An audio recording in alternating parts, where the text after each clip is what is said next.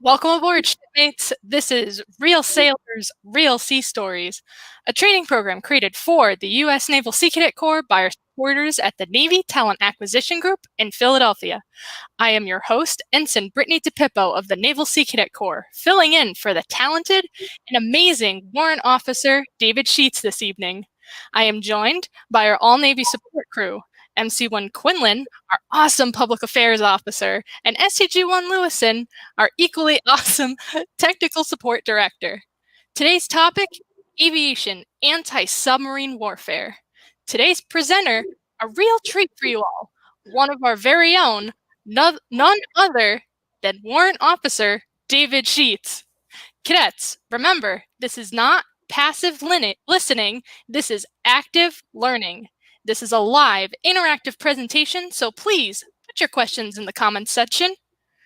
There will be a link posted at the description at the conclusion of this episode to complete the online quiz, where you can earn 2 hours of virtual drill credit. Now, without further delay, Warrant Officer Sheets, this ship is all yours. Wow, you did a really good job with that. I have a feeling that my tenure of doing this is just about over, so well done. Thank you very much. Hello, cadets. Let's do something different. It's my turn behind the camera to give you some background of what I used to do in the Navy, and hopefully you'll find it to be interesting, entertaining, and as we go along, again, if you have questions, put them in the comment area. I'm happy to answer them, no problem. So let's get into it. So our presentation today is all about, can you guys see my presentation? Yep, aviation anti-submarine warfare, which is the skill that I developed within the Navy while I was on active duty. So we're going to get into this. We're going to learn a little bit about what is that, what's it all about, how do you do it? But as we go along the way, we're going to talk about my particular journey, the training that I underwent, some of the experiences that I had, and a variety of good stuff. So let's do this, learn a few things. And again, when you have questions, please make sure you answer them or ask them, and I'll get them right away. So again, my name is Warrant Officer David Sheets. I am from, my hometown is Carlisle, Pennsylvania. So Carlisle, Pennsylvania is a small town west of Harrisburg, north of Gettysburg, Pennsylvania, in south central PA. Okay. Growing up there was really great. I was influenced a lot by some family members who were in the military. So I always thought, hey, when I graduate from high school, that's what I always wanted to do. But the other thing in Carlisle, Pennsylvania is, other than just being a nice little town, is actually the home of the United States Army War College. So I went to school with a lot of Army families. So one would think, okay, how come I didn't join the Army since I had that influence? And there are a lot of really nice people. Well, I'll tell you why. When I was a young kid, right, one of the things that my father took me to do was to go see the United States Navy Blue Angels. Yes, they're an effective recruiting tool. So I went to Naval Air Station Willow Grove, which is north of Philadelphia, and saw the Blue Angels flying their big F-4 Phantoms. Okay, so that gives you kind of a time frame of this. So they were flying, and I thought that was the coolest thing. So I knew that when I got older, hey, I loved aviation, thought the Navy was really cool, why not go do that? So that's what I pursued when I graduated from high school, right? So what was my favorite thing about being in the Navy? Well, I enjoyed being a member of a flight crew, and we're going to get into that. And these pictures here are me with hair, but these are all made when I was part of an aviation crew flying patrol missions, in this case out in the Pacific. My top Navy memories is flying those missions, and I'm going to give you a few examples of that as we move along here. But there's nothing like going through all that training, going out with your flight crew, and then fulfilling the obligations that you have and the missions that you have in support of the country. So some really great stuff there. Where was I assigned? Well, my active duty squadron was Patrol Squadron 4, VP4, out in Hawaii.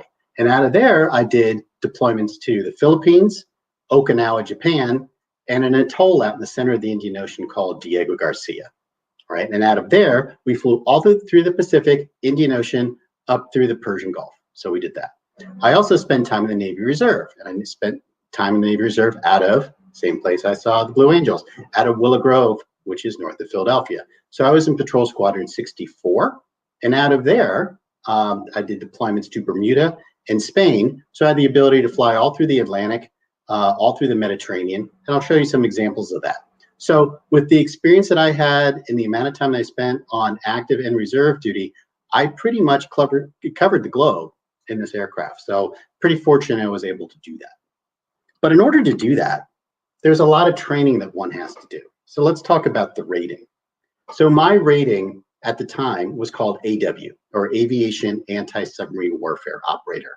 That has changed over time, and they've turned it into, the rating is now AWO, which is Naval Air Crewman Operator.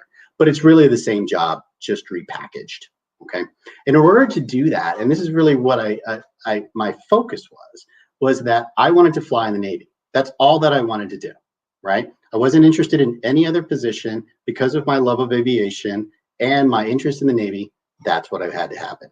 So that rate, if you weren't aircrew, certified, if you didn't follow the pipeline, you could not do that rate. So there's pressure to make sure that you do everything that you need to do in order to complete all your training, get out in the fleet, and then earn your wings, right? And you don't earn your wings until much later after you're completely qualified. So just because you pass a school or go through some small amount of training, you have to do all of it to qualify. So where did my training start? I went to recruit training at Great Lakes, Illinois, and my journey just about stopped there. So part of being aircrew is that you have to be a really good swimmer. I was a pretty good swimmer, pretty competent at being a swimmer, but I had to go through all the swim quals there in order to advance to go to the next level. So when we were all in recruit training, and it makes sense, you have people from all over the country gathering together in a small place, everybody got sick. So basically everybody had walking pneumonia. So it's just ridiculous amounts of stuff. You'd be coughing out all the time and everybody was sick. So basically you couldn't breathe, right? So that's what you had to deal with. So I had to take a swim call. So I took the swim call with everybody else in my company, no problem, right? But then it was time to break out, and for those who are doing advanced trainings that needed swimming, we had to continue to keep more routines, more activities. So at that point in time, right, more treading water, more duration swimming. But then the last portion was had to swim the length of the pool underwater. And this is an Olympic-sized pool. Now, I've always been fond of breathing and not necessarily being underwater.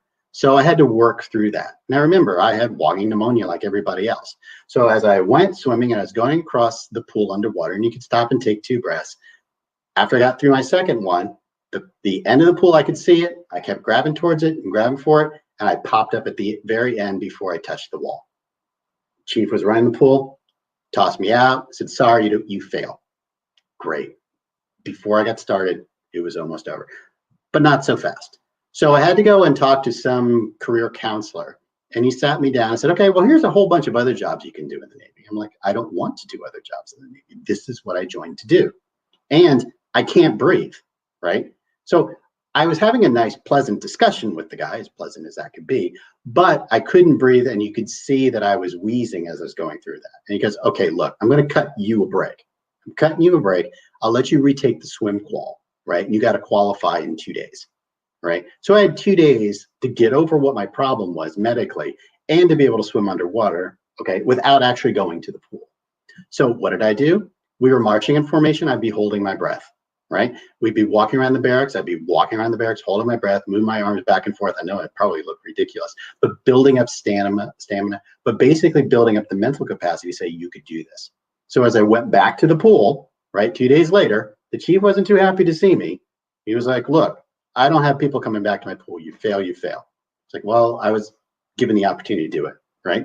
So he let me in. I went through there, and knowing that the prize was at the end of the pool, pushing myself as hard as I could, I hit the wall. Exactly what I needed to do.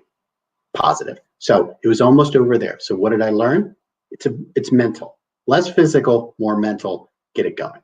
So after that, after completing recruit training, I was off to Naval Air Crewman Candidate School. And that was at Naval Air Station, Pensacola, Florida. More swimming. You've heard of the Helo Dunker? Okay. Helo Dunker. A lot of running, a lot of underwater swimming, right? But I got that skill down because I had to. So completed air crew school. After that, on to A school. Now, at the time when I was going to A school, all the aviation A schools were in Naval Air Station, Memphis, Tennessee, of all places, right? Now they've moved down and stayed in Pensacola, which makes a lot more sense. But in Memphis, I guess it's closer to the center of the country. All the AWs, AOs, AEs, ATs, any of the aviation, ANEs, AEs, whatever, went to there. So went through A school, did fairly well. I was at the top of the class for a while until I pulled some boneheaded test and failed that.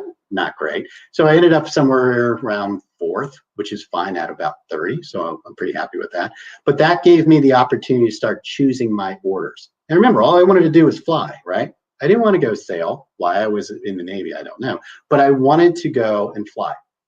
So I filled out my dream sheet, handed it off to the detailer, and I said, okay, look, I want to go fly.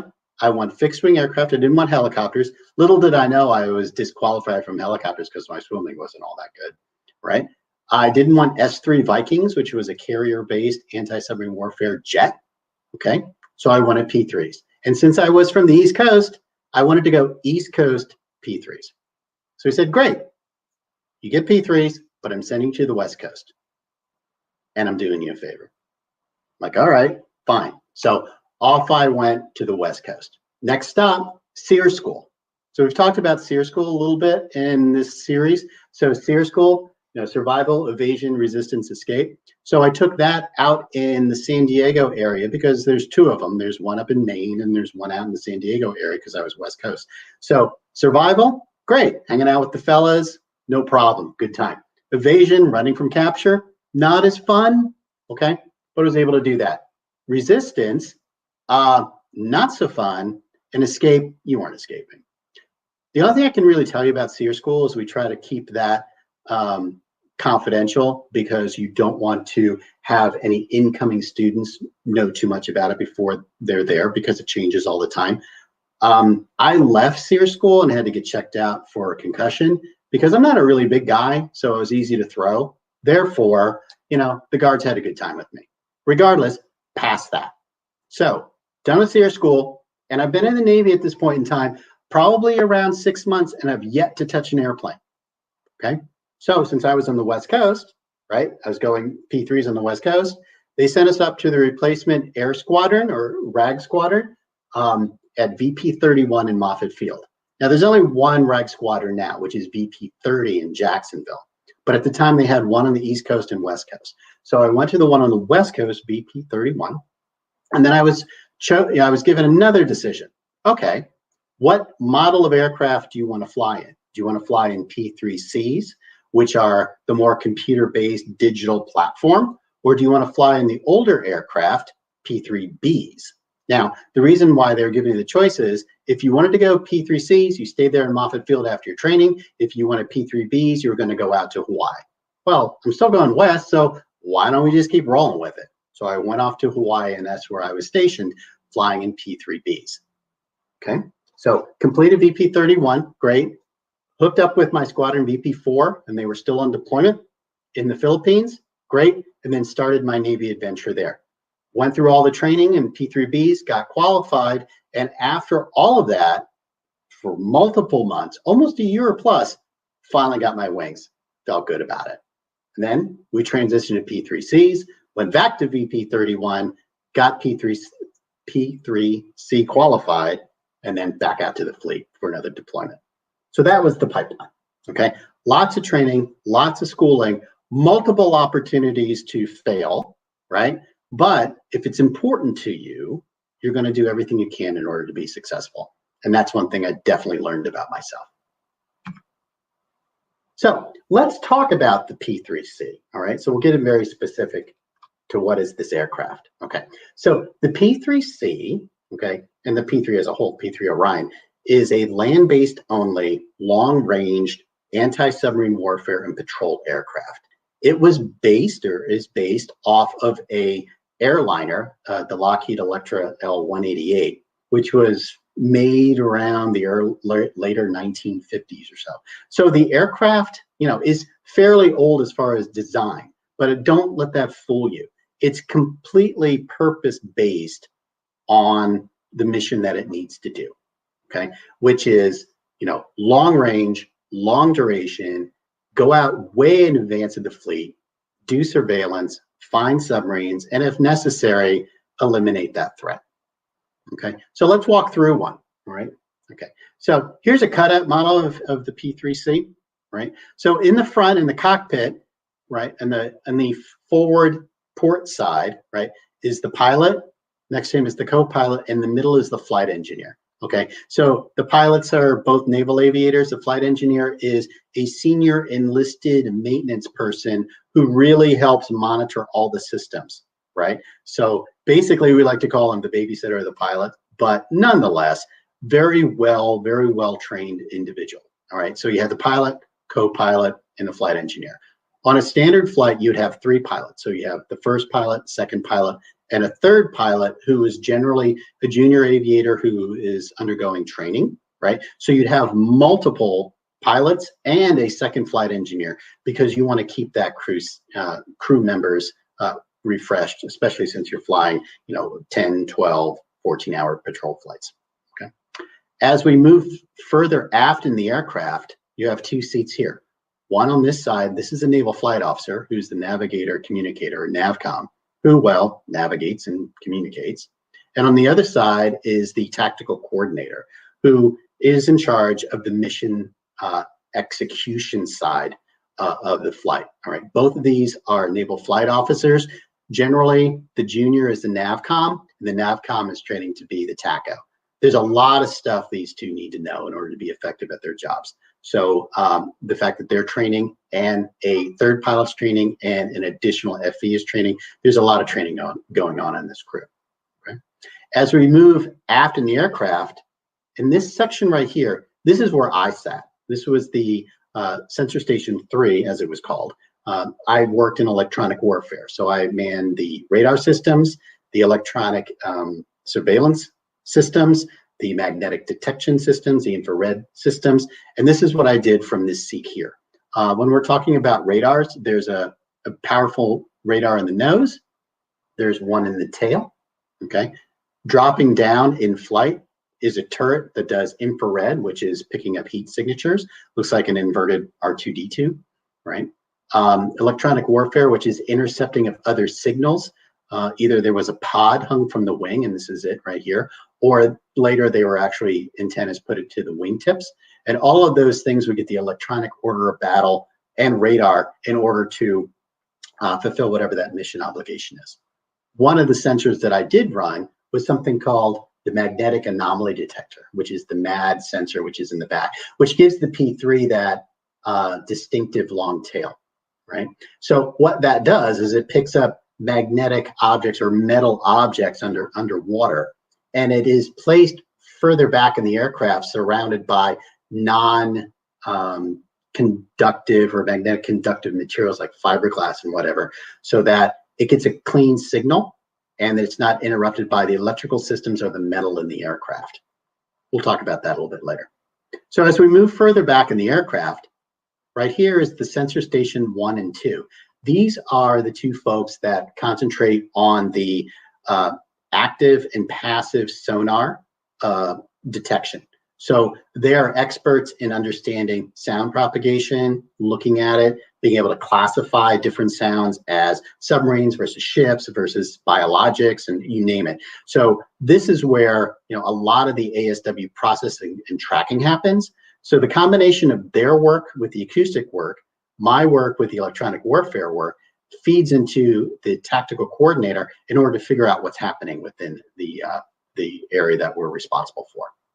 Moving back, we have the in-flight electronic technician on the port aft side, which is responsible for maintaining and resolving any problems that you have with any of the electronics on the aircraft, which is formidable. And on this side, you have the aviation ordnanceman, who's up and running around, right? Either helping to deploy sonobuoys, and there's an external launcher, if you see here, there's 48 sonobuoys externally that can just be fired as requested by the tactical coordinator, or he can set them up to be launched here. When I say he, when I was flying at this point in time, they did not, since these are all combat roles, they only had males. There were no females in these positions. That has changed. Okay, so I'll get my pronoun wrong from time to time, but this rate and these activities are open regardless of gender now, which is really a great thing because it adds a lot to the crew dynamics and it adds a diversity. Okay, and then moving back a little bit more, there's a galley area, there's a kitchen area, there's a head, which is nothing more than a bucket, so don't use it. And there's 2 racks here, and these 2 racks are here for the pilot who's off duty and the flight engineer who's off duty. So if the rest of us are tired, just go sleep on the floor, let them get a good night's sleep or however many hours they can grab. Okay. So the P3 deploys torpedoes out of the bomb bay. It also has bombs. It also has cruise missiles. It also has air-to-air missiles and air-to-ground missiles. So it is a formidable weapon system. And don't let these propeller engines fool you. They are jet engines that drive propellers. And these are the same type of engines that are used for other aircraft you may be familiar with, say C-130 Hercules. They are very efficient at low altitudes. Okay. And because they're very efficient at low altitudes, where we would want to be, because that's where we'd be prosecuting our mission for anti-submarine warfare, they're completely built for the purpose intended. Okay. Multiple nations have P3s. Okay. But the US is starting to wind down our use of P3s and have been transitioning to this aircraft up here, which is the P-8 Poseidon.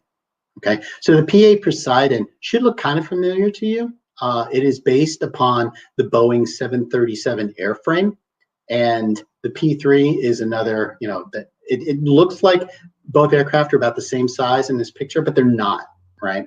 Because of the perspective, you're a little bit closer. The P8 is larger. The P8 has 2 turbofan engines and generally works up high versus a P3, which has the 4 turboprops, which generally works down low. But that's just difference. The P3, since it's been around for so long, it is getting fatigued. Technology changes, and the guys and gals who are flying the P8s now, they have sensors on it and computing capabilities that the P3 just does not have.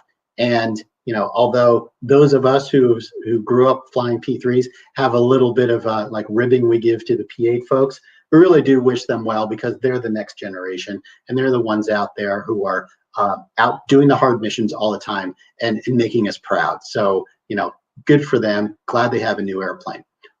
So that's good. The P3 does live on, other than just being in foreign governments and foreign navies around the world. It also is the same aircraft that NOAA uses as hurricane hunters. So if you've ever seen some of the video that comes across in the news where somebody's flying through the eye of a hurricane, that's a P3. Customs and Border Patrol uses them for drug interdictions, and some of them actually have a big giant radome up on top of it, like an AWACS aircraft. So it's used for that. And then finally, some of the older ones are now aerial tankers. So if you've seen some, the unfortunate forest fires which have been happening out west, some of those aircraft which are dropping the fire retardants in water are actually P3s. So the platform's there. It's going to live on for a long, long time. And I'm really glad that I had the opportunity to fly on them in my career. So let's have a little video. Let me show you a little bit about this plane, okay? So the video that I'm showing right now, so this is a Norwegian P3, okay? All right, same aircraft. I'm telling you that it's Norwegian. I don't want you to think that someone in the US Navy did this, okay? Right? And you're about to see why. Because we're always safe. We never break the rules. So as I said, P3s, and this is at some air show. This thing is just screaming across the deck at about, I don't know, about 200 feet, okay? Right? Which is really fast for that type of aircraft. So this is, you're sitting where the NAVCOM would be sitting, the starboard forward window, as they're videotaping this. So as you see on the ground, you're really moving, and it's very fast, much faster than a lot of aircraft at that altitude, okay? And then they start pulling back on the yoke a little bit. All right, and then she's starting to climb a bit, okay? Wait a minute, what are you doing? So this is the perspective from the ground. What are you doing? Okay, that's not what we're supposed to be doing right now. How does it look inside? All right, this is a bad day if this happened unintentionally. They just rolled that thing, okay? This is a 4-engine turboprop airliner. that's not what you're supposed to do. So, those of us who ever were on a flight like this, you're going to try not to kind of throw up a bit, but that's the power of this aircraft. And those big turboprop engines are just grabbing air and whipping that thing around. So I don't want you to be fooled by, okay, it's a slow propeller driven aircraft. No, it's a jet. It's a jet. And that's what you can do with it. So when I said one of my favorite things that I was part of is being part of a combat aircraft or being part of an aircraft. And these are just some pictures. These are all pictures that either I took or I was in of the aircrew that I was in VP4. So we were Combat Aircrew 11 or CAC 11. Most squadrons, would have maybe 10, possibly 11 crews. So we were number 11. So sometimes we call ourselves Screw 11 because we generally are always on the ready alert or something like that. Usually crew 1 was the skipper's crew and crew 2 was the XO's crew. So we were way down on the pecking order, but that's okay. That made us kind of rebels and we were fine with it. When I mean a crew together, working together, this is us. Actually, this is me here. That's it. Is a complement of officers and enlisted folks, and we would be tasked to go out and train together, right? Fly together, for the most part, live together, right? Party together, all that type of stuff, because there was that very close bond there. And it was a very good experience because each one of those people in this picture was responsible really for everybody else's life and welfare, right? So if I wasn't doing my job with the radar, hey, if there was a rock out there in the middle of the ocean and that happens, am I helping to avoid it? Are the pilots doing what they need to do? Did the pre-flights happen the way they have to happen? Because aviation is incredibly unforgiving to mistakes. Okay, so we were all dependent upon each other in order to do something, which was really a great feeling, right? So this picture in particular, okay, this was our aircraft. There was no aircraft number 11. Somebody just took a piece of black tape and put that up there, so we felt pretty good about ourselves. So anyway, that's our own aircraft. This is still us over here, but in a different role. Where am I? I think I'm right here. Yeah. So again, this would be the group of people, and we would travel all over the world fulfilling our missions, and you're up at, for pre-flights at 2 in the morning. You flew 14 hours a day. You got to know these people really, really well. And when you weren't on deployment, you knew their families, you knew their kids, and all that type of stuff. So it really was, a really great brotherhood and now sisterhood of people working together, which I think is very, very unique because such a small group of people being entrusted with such a major mission with your own aircraft, essentially, is quite a big deal. We would just constantly just give each other a hard time, right? So we'd be yelling at each other, we'd be pulling pranks, whatever like that. So, it's all part of, that bonding thing, if you want to call it that. And it was that, inclusion, if you think about it that way, that made us stronger. So that when things were not going right, or when you were in a dangerous situation, that you knew that you could rely upon each other in order to do that. Felt very fortunate that I had that opportunity. Over here on the right was an exercise, and this was in Diego Garcia. Again, Diego Garcia is that atoll out in the center of the Indian Ocean. So they decided, when I mean they, I mean the ordnancemen, decided that they wanted to train us AWs to help load weapons on the aircraft. So this white thing, that's a Harpoon missile. It's a dummy missile. It's not a real one. But to train how to crank those things up and get them on the wing pylons. This big brass one here is, I think it's a mine. So you're out in this atoll in the Indian Ocean. You're about 100 miles south of the equator. It's ridiculously hot and humid. And these guys are humping these weapons up onto the aircraft. So being a team player, they're like, oh, okay, Dave, you want to help out? No, that's okay. I'll just stand here and take pictures. So I took pictures and stood under the wing and got out of the sun. But these are the types of things that you would do. So just because your rating wasn't, say, ordnanceman, right, or something like that, you still pitched in and did whatever you needed to do. Back to the sonobuoys, which are those underwater microphone detector things. I must have prepared hundreds of those for flight and helped load hundreds of those. Was that my responsibility? Yeah, because I'm part of the crew. So it doesn't matter what your job was, you did everything. And then finally, down here in the lower right, I think this picture shows, what it was all about to work with each other. This was in Oman. So Oman is in the southeast corner of the Saudi Arabian Peninsula. So we were flying in and out of the Persian Gulf. This was before the first Gulf War, because the Iranians were trying to close the Straits of Hormuz, because that's just something that they enjoy doing sometimes. And we were out there just proving that we could be there. But why this is a good representation is, we'd be out at the barracks and then we have to load all our stuff on the aircraft, right? This is everybody, right? So the person pulling this bag out of this, he's a lieutenant commander, right? This guy over here is a third-class petty officer. It didn't really matter what your rank were. You were all a crew and you're all responsible for everything. So it's not that rank didn't mean anything. It was respect for rank, right? But at the same time, we are all responsible for each other. So there were no prima donnas. If you thought that you didn't have to do something, regardless of what your rank is, regardless of what your position was, you were reoriented. We'll just call it that, because everybody was there together because you were a crew, right? And that's one thing I really, really enjoyed. Okay, so the topic of this presentation is anti-submarine warfare. So I'm going to give you just a very high-level overview of what is anti-submarine warfare. Okay, there's a lot more to this. Okay, but I wanted to just give you, that sense of what is it all about and what does it mean and why is it important. So submarines are the original stealth fighters.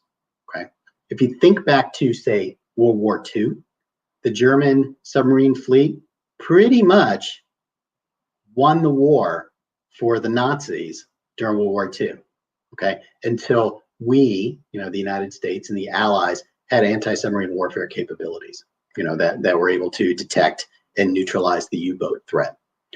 Same happened out in the Pacific, but in the other way. So after Pearl Harbor, one of the assets that was available to us is unrestricted submarine warfare from the U.S. submarine fleet to go out after the Japanese, right? Very hard to detect, in a very lethal platform.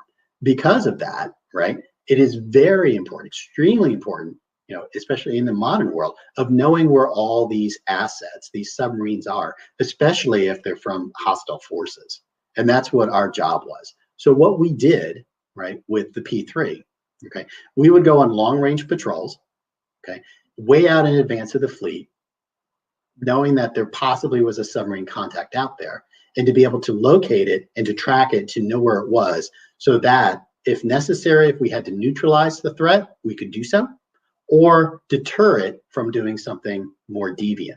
At the same time, we would also be looking at all the ship traffic out there to make sure that we understood who's going where, what the threats were, what the environments were like for the aircraft. Okay, so how did we do that? Well, the very best sensor that you have on the aircraft is your eyeballs, right? So that's why the aircraft has these big bubble windows on the side, right? Is if you're able to see see a submarine or see a ship, okay, great, that's your best identification. But you're generally, hundreds of miles away, so you're not going to see that, right? So you use the sensors available to you. So one of the number one sensors available to you is radar. So radar is fantastic. And that's one of the systems that I was responsible for. So if it's a surface ship, and if this line is supposed to indicate the surface of the ocean, right? If you're going to pick up a surface ship, that's fine, you can see that. But a submarine is going to be underwater. And the bad thing about radar is it doesn't detect things underwater, okay? It goes maybe an inch or so underneath the surface, if that, but it reflects right back. So if a submarine is underwater, you're not going to pick it up by radar. So what do? Well, it's all about sound. The sound that the submarine or any object makes in water is how you classify and you track. See, sound propagates really, really well underwater. So the trick is to be able to be in a position to hear it, to understand what you're listening to, and then to do something with that information. So what do you mean by that? Well, a ship, when it's on the surface of the water, it emits sound in the water. So what's the difference between the sound of a ship and the sound of a submarine, right? The goal of a submarine is to be an invisible hole in the ocean, to be as quiet as possible. And over the years, technology has increased to make them quieter and quieter and quieter. So the quietest submarine is a diesel submarine when it's not charging its batteries. When it's charging its batteries, it's up near the surface running diesel engines. But other than that, it's running on batteries. But all the submarines now, at least in our fleet, okay, are nuclear. So if you're running a nuclear reactor, there's sound there, right? Not just the reactor, but the cooling pumps and all the electrical systems and things. So it emits sound. And the goal is to keep it quieter and quieter and quieter, right? So how do you detect that is you would deploy sonobuoys, okay? Sonobuoys have an underwater microphone called a hydrophone, and it would listen for those sounds. And as that information is beamed back up to the aircraft, that sensor one, sensor two is looking at those frequencies printed out on paper or on a CRT and able to figure out what that is. And there's a lot of art and a lot of skill in order to figure that out. Okay, so when you see a submarine, say like in a Hollywood movie, you see it, and then sometimes they have this like sonar sound going. That's ridiculous, right? Because no submarine's going to be emitting their sonar, because you might as well sneak up on somebody with a siren going, because everybody hears it, right? So they're going to be as quiet as possible. So you're going to be listening via your passive acoustic systems in order to track that thing, right? If things go bad and you need to use active sonar to hit a sound wave and get a return back, some of the sonobuoys actually do emit sonar pings. But when you do that, right, then the submarine knows that you're there too. So that cat and mouse game is continuously happening. And a lot of training and a lot of activity goes on in learning what these individual submarines sound like, right? Be able to track them, classify them, figuring out if they're, what hull they are, what class they are, what are they all about, okay? And then the final thing is magnetic detection. Magnetic detection is a very short range sensor. So if you've been able to isolate where this underwater metallic thing is, the aircraft could fly over that point, right, at a very low altitude using this magnetic detector and sense that it's there. And that would be like the final pinpoint before you drop the torpedo and eliminate that threat. So all of those things together is what we would use for anti-submarine warfare. Okay. So that's what it's all about. So again, very high level, but that's what we're doing. The other thing I like to remember is the missions that we flew on. So all these are pictures that I took while we were flying in a variety of locations. So the one up here on the upper right, this is actually a Russian diesel submarine. It's called a Foxtrot class that was up on the surface. And we knew it was on the surface. Actually, I found it because it emitted its radar. But we were tracking it just to see what it was doing. It may be a little hard to see, but it's got some orange, say, rust on it. It's not really rust. It's more of like a primer. But it's an older submarine. We had some intel on it anyway, knowing that it was going to stay on the surface. So it gave us the opportunity to take pictures of it and to analyze it. But the thing about this flight in particular is this submarine was transiting on the surface within a space in which it was fairly close to Taiwan, right? We consider it to be international airspace. Taiwanese thought it was their airspace. So they actually launched on us and were flying off our wings, trying to deter us from being there in F-5s, which is nice. We sell you jets and you try to get rid of us with those jets. But, it was a little bit of a tense situation. But we weren't going to back down because we wanted to track this submarine. They weren't happy that we were there, but I think they eventually gave up on us. And we're talking about the Taiwanese.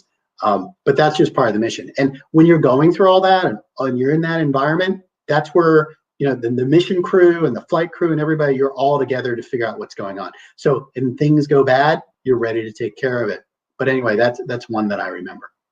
In the middle here, this is a Russian Krivac destroyer. Yeah, I think it's a destroyer. The Soviet warships are actually pretty nice looking. They generally have orange decks. Okay, right here in the center is a surface-to-surface missile silo. There's some anti-aircraft and anti-submarine rockets. some other guns in the back. But anyway, this Crevac, we were in the South China Sea and it was there. And we were flying by it, just trying to either take pictures to figure out where it was, what it was about, to do some electronic intercept, to get some better idea what this thing was all about. Okay, where this stuck into my memory is many years later, we had some guys over at my house who were doing some painting for us. And these guys, really nice guys, were immigrants from Russia. And one of them saw a picture of me in a Navy uniform and said to me, hey, were you in the Navy? I said, yes. And he goes, well, I was in the Navy too. Really? No kidding. Said, what did I do? And I said, I was in P3s, and he knew what that was. And I said, what did you do? And he said, I was stationed on essentially Crevac destroyers. So I had this picture, I showed it to him, and he goes, yeah, that's my ship. So it's very interesting how life progresses in relationship to, hey, I was flying on you, right? You were looking at me. So the whole question was, hey, if you had to, would you shoot me down? And the answer to that would probably be yes.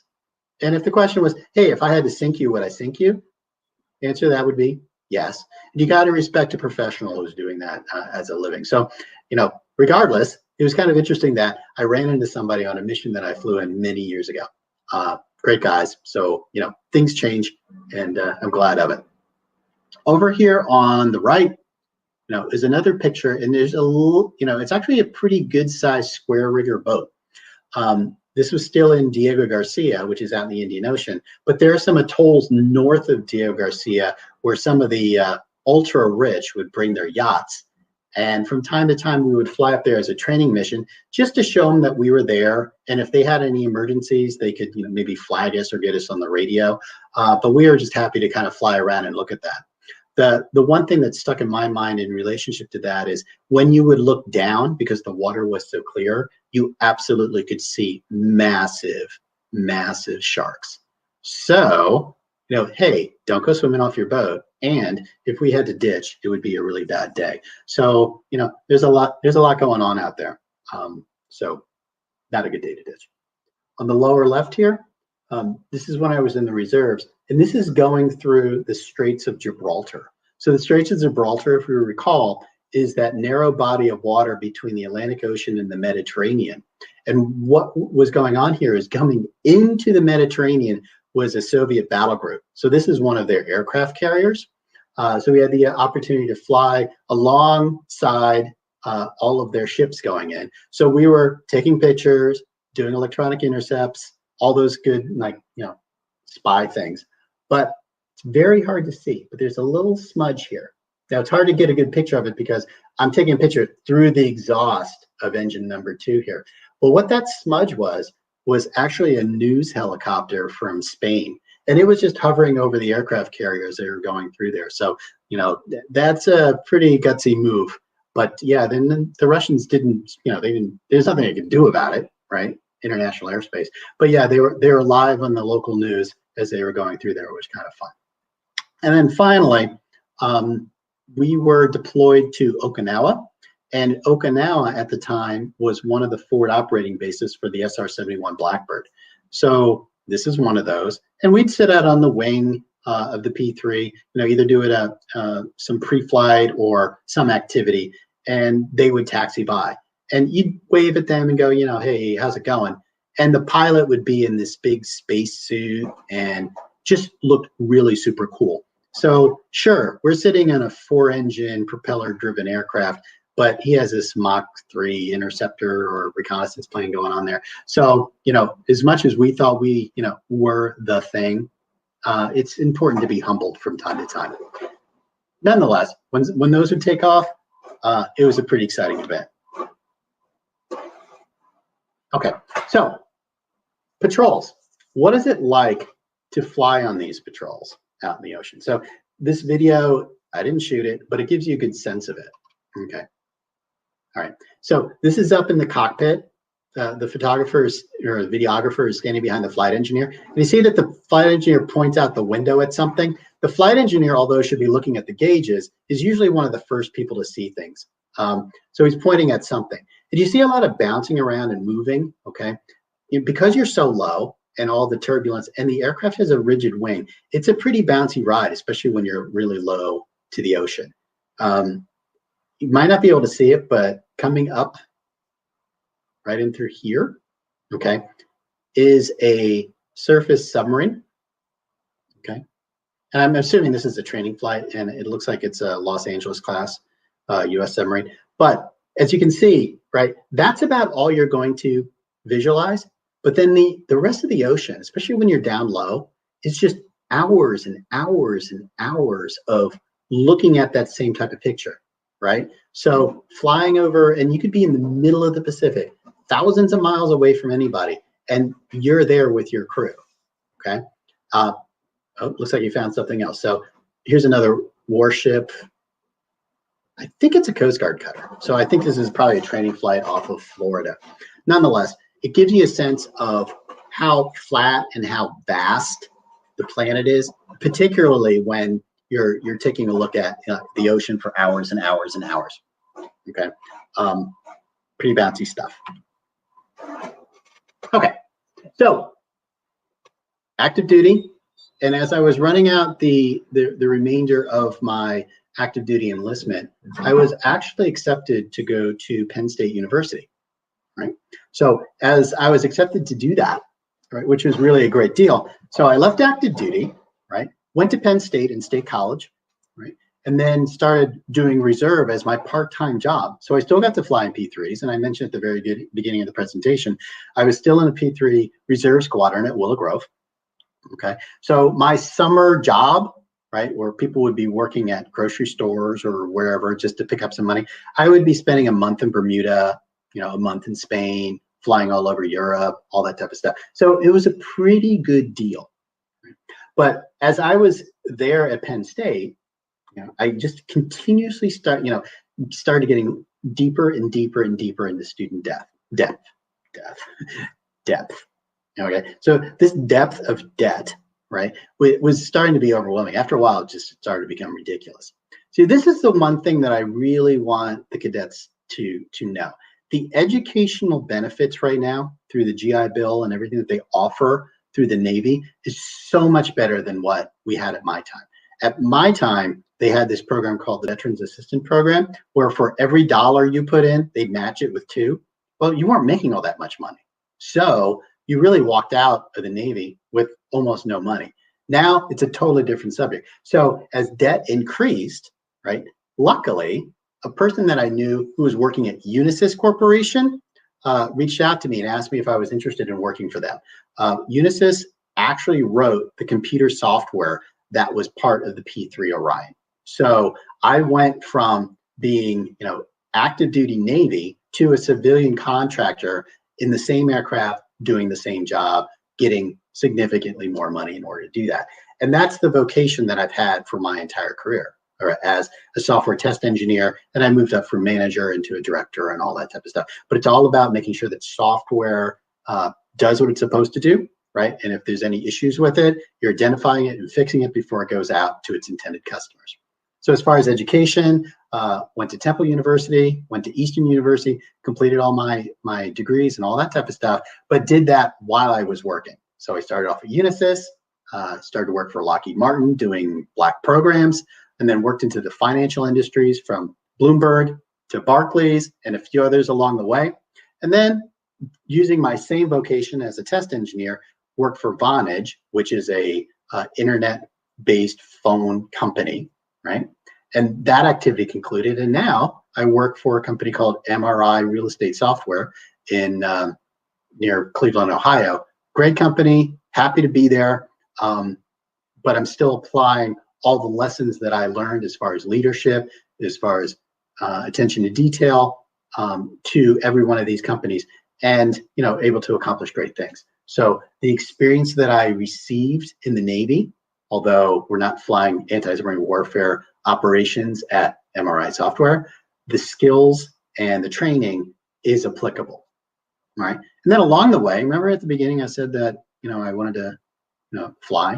Well, I also earned my private pilot certificate. So yes, it is possible to do everything, right? And that's something I've been able to accomplish. All right, finally, how you know me now. So, I'm part of the Naval Sea Cadet Corps. Very happy to do that because it's the opportunity for me to give back to an organization and to people, right? So all of you cadets, in order to give back the experiences that I've received and to help you either with your leadership voyage, which it's a journey as you're going to move along, or give you opportunities or any types of training in order to help you with your life. At the same time, I'm very pleased with my continued association with the U.S. Navy, because without the U.S. Navy and my experiences in the U.S. Navy, I wouldn't be who I am today, okay? So I started out in the Naval Sea Cadet Corps in 2014. I was the public affairs officer to the executive officer and the commanding officer of the John T. Dempster Junior Division out of Lawrenceville, New Jersey, which is near Trenton. The division is named after a submariner from World War II, John T. Dempster, Commander Dempster, who started the division in 1957. So it's been around for quite a while, and I've been very fortunate to be part of that. I've also been able to, in the Sea Cadet Corps, not only had the opportunity to train others, right, but then also have experiences, which I thoroughly appreciate. Like, for example, I staffed shipboard training on the battleship New Jersey. So that was my first experience of actually being on a naval vessel for any amount of time. Remember, I was in P3s. They're too big to land on aircraft carriers. So, being on the battleship, although it's a museum ship, gave some basic idea what that's like. And it was great to be able to train cadets in order to do that, okay? I also had the opportunity twice to be a division officer at Sea Cadet Recruit Training at RTC Great Lakes, which is RTIL, okay? Cadets, I highly recommend, if you have not been to recruit training yet, and there's plenty of them that happen in normal non-COVID-19 days. If you haven't done that yet, go to RTIL, do the training at Great Lakes, because Commander Kobler and Captain Sides has a great program there. And yes, I am talking about it because I have direct experience with that, because you are there where the sailors are being trained. You're interacting with the sailors, you're interacting with the real recruit division commanders, the Navy Red Ropes, in order to do that. So that will be very beneficial to you to experience that directly, if that's the career choice you want to make for yourself. But the only other thing about that, which was personally satisfying to me, is we had to go to the north side of the base where the cadets were working on their swimming quals. So we went to the building, the USS Indianapolis, right, where there's this big giant pool, and they were doing their work there. But off to the side in that building was a smaller pool, relatively speaking. And that was the exact pool that I failed my underwater swim test in. And it gave me the opportunity to have like that full circle moment of saying, my life as I know it now could have ended because of that pool, and I overcame that, right? And I was glad to be able to see it again, to go, you know what? I beat you. And I'm glad that I did. So if nothing else, cadets, just because something's in your way doesn't mean you can't power through it. And I was glad to do that. And finally, as far as training, I also had the opportunity to be on Fleet Week New York, where a bunch of us went down to Norfolk, got on the amphibious assault carrier USS Baton, took that from Norfolk up into New York Harbor, and then was part of the festivities for Fleet Week. That was very meaningful for me as well, is because I was there on September 11th at the World Trade Center when the attacks took place.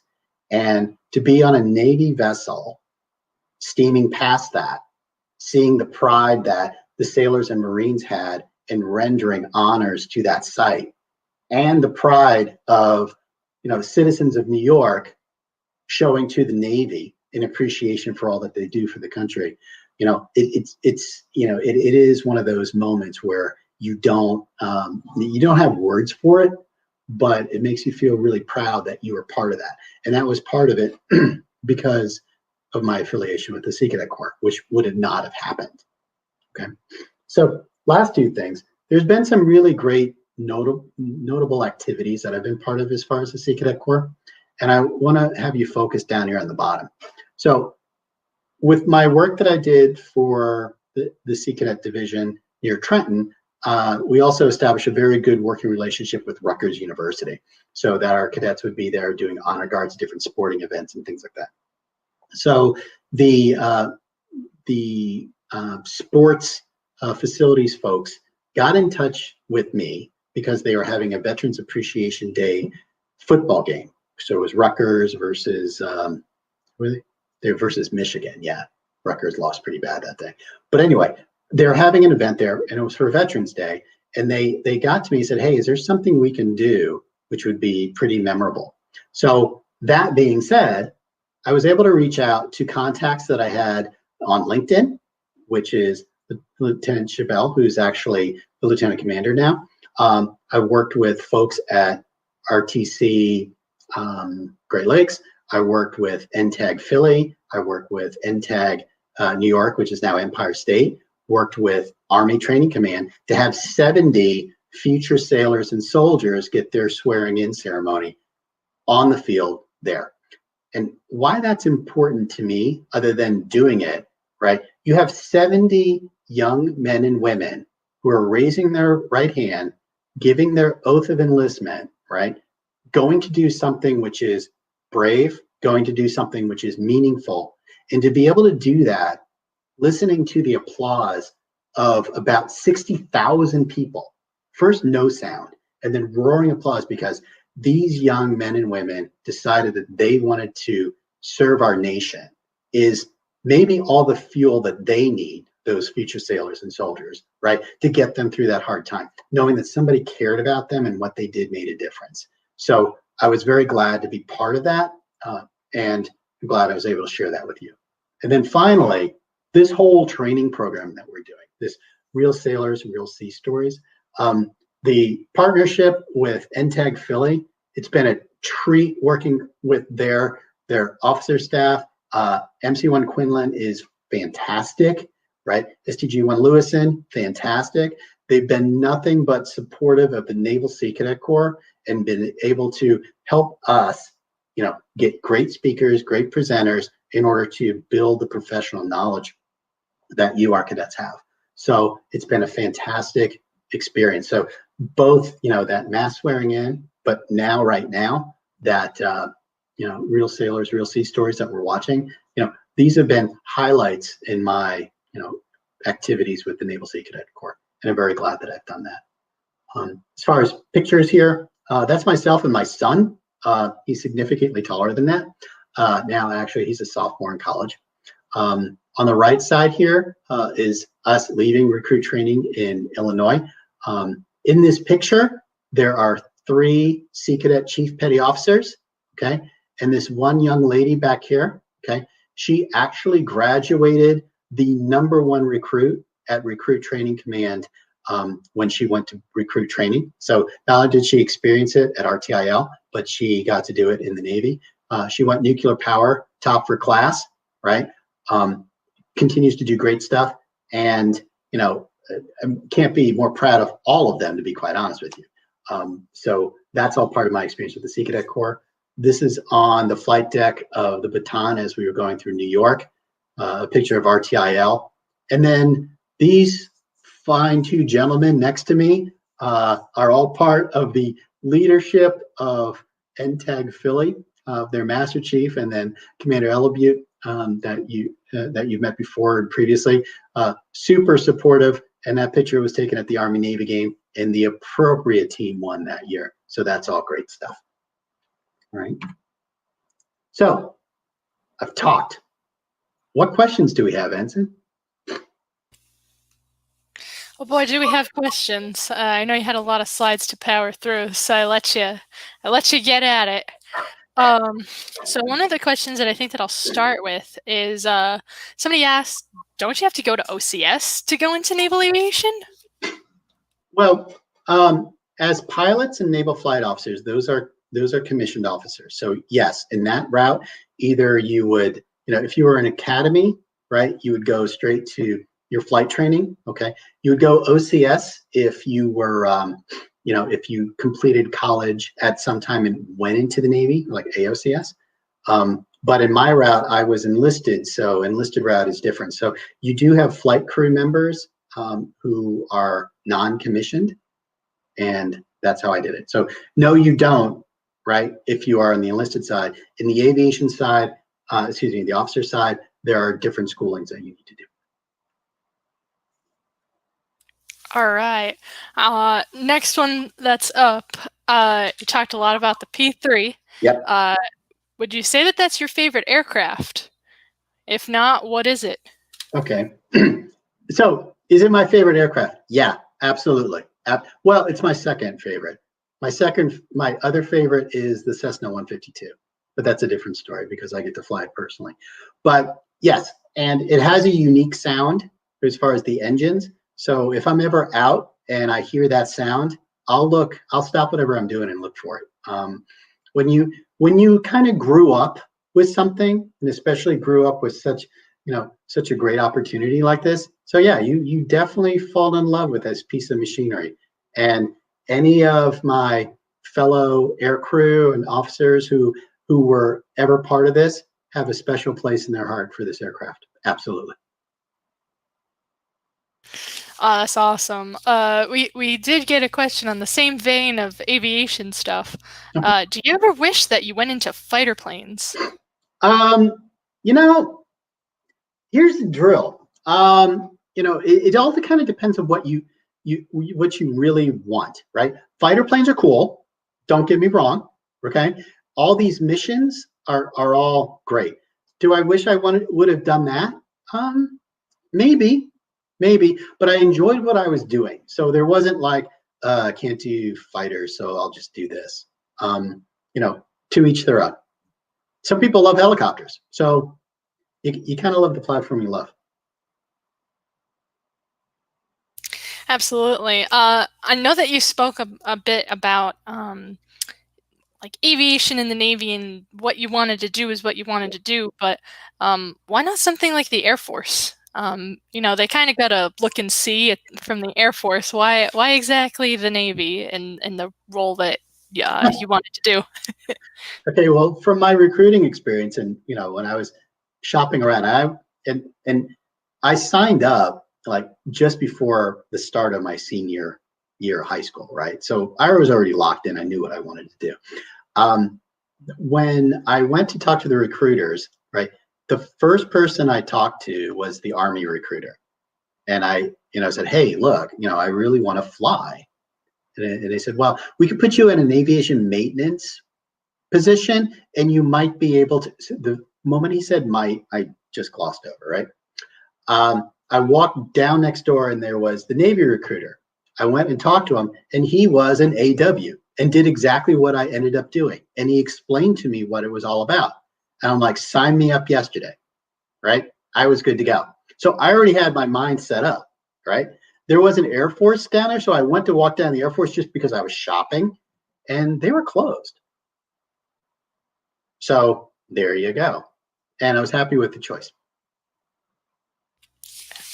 Wow, that is I feel like I hear that story often. They were probably out golfing or something. I don't know. Sounds about right. We got one of the questions was, what motivates you to move on every single day? My visa bill. No, it's you have to be motivated in life, right? Your life's not a spectator sport, and that whole thing of if you push yourself in one way, shape, or form, you can accomplish great things. If you don't push yourself, opportunities don't happen for you. So I was very, very happy that I had the opportunity to do this, and that just motivated me to do that. As far as in the Navy, the motivation was, this is what I wanted to do. And there was an expression, and don't take this wrong for my my ship brethren here, is if you fail, you sail, right? So you had to pass, and you had to be motivated, and you had to do that. And because of that, it just gets you wired into like, this is what you need to do further in life. So as you get older and you get married and you have kids and all that type of stuff, you have to continue to be motivated because people depend upon you. So it's not about me anymore. It's about everyone else. Right on. We got a question of, if you knew then what you know now, what would you do differently? That's a real good question. Maybe, okay, one of the, that alternative history thing, right? So, what if I didn't get out of active duty and stayed in the Navy, right? So I could have done that. And as I was getting closer to departing, I had a couple of the officers said, hey, we can get you into the Naval Academy if you want to. I'm like, no, that's okay. I'm going to Penn State, right? Was that the best decision? Well, in life, you have to follow that journey. So as I was at Penn State, I met my beautiful and intelligent wife. So that's great, right? If I was still in the Navy, would have had, the two great children that I have, one actually graduated from Penn State in 3.5 years as a supply chain management person. The other one is going to college right now, Army ROTC. Here we go. Right? Those two people wouldn't have happened, right? So, you just got to take where you are. So if you want to sit back and go, I wish I would have done that, then you're not really taking advantage of the opportunities you have at present, because you can't look back, because you can't change that. You just have to press on and move forward.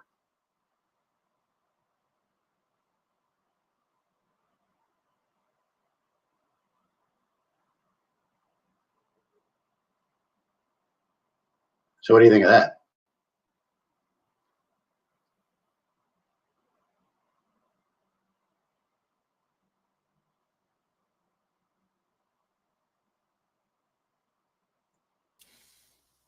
Sorry, I think I lost my internet connection there for a second. That's all right. Technology. One of the last questions. If you could have chosen any other rate to be, and you can't choose the one that you were, which would it be and why? It would definitely have to be an aviation rating, because that's what I enjoy, right? I think one of the maintenance ratings that were on the aircraft is something that I would try to choose, right? So, either the electronics or the airframes or the engines or something like that, with the thought of being able to go air crew and to do the same thing, right? So it wouldn't be, say the radar operator, sensor operator, but maybe, the AT who was fixing the equipment on the flight. Still have similar experiences, right? But I think something like that, if I knew that I could do the aviation portion and do the flying portion. If I couldn't do that, then that would be kind of disappointing. Yeah, I'm actually interested to have an answer of, if it wasn't in the aviation field, like if it wasn't anything to do with an aircrew, what would your next pick be? Oh, I'd be an MC. I'd be an MC1. I'd be MC1 Quinlan. Absolutely. Yeah, that is a cut above the rest. We did have a shout out for somebody that I think might be in Dempster. The last name I think is, you pronounce it Kamat. Oh yeah, okay. Yeah, right. Says, sir, please come back and visit. Well, thank you. I look forward to it. They just spent a weekend at a shooting range, and it sounded like they had a great time. So I kind of missed that a little bit. So thank you, Mr. Kamat. Awesome. So the last question. It's no surprise to you, unlike it is for everybody else. So you have a very unfair advantage. Oh. But if you could describe the Navy in one word, what would it be and why? Okay. So you're right. I have thought about this, right? So here's my word: extraordinary. How about that? Why is it extraordinary? Extraordinary. Okay. So cadets, I want you to think about this. You could live an ordinary life, and there's nothing wrong with that, right? Go to school, learn a trade, right? Meet the guy or girl of your dreams, fall in love, have kids, right? Maybe go to Disney, right? Retire, have grandchildren, an ordinary life. And there's nothing wrong with that. The vast majority of the population, 99% of the population, does something like that. Nothing to be sad about, nothing to be ashamed of. There's nothing wrong with an ordinary life. Or you could live an extraordinary life. You could do all those things, the ordinary life things, but maybe slightly different. But at the same time, you go on an adventure. You push yourself to a limit that you didn't know. You go and experience things that bring you happiness and joy and sometimes terrify you, but it makes you a stronger, better person. So I would prefer, and I'm glad that I have, lived an extraordinary life. I wish that to all of you as well. That is an answer. That's a very good answer. Well, Warrant Officer Sheets, I want to thank you so much for sharing your story. Cadets, make sure to absolutely smash that like button. Come on, this is the best episode, and you know it. So show how much you liked it by giving us a thumbs up. And if you liked the video, make sure to subscribe to the channel. Select the bell icon to get notified the next time we go live. Make sure to share it with your fellow cadets, family, friends. But yeah, thank you all so much for watching, and we'll see you next time on Real Sailors, Real Sea Stories. Thanks, everybody.